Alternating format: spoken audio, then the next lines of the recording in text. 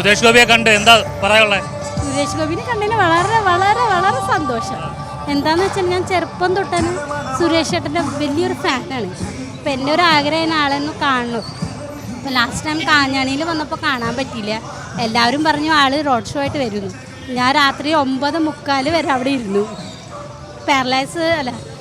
ഞാനൊരു സ്ട്രോക്ക് പേഷ്യൻ്റാണ്. എന്നാലും കുഴപ്പമില്ല, ആളെ കാണണമെന്നുള്ളൊരു സന്തോഷത്തിൽ വന്നു.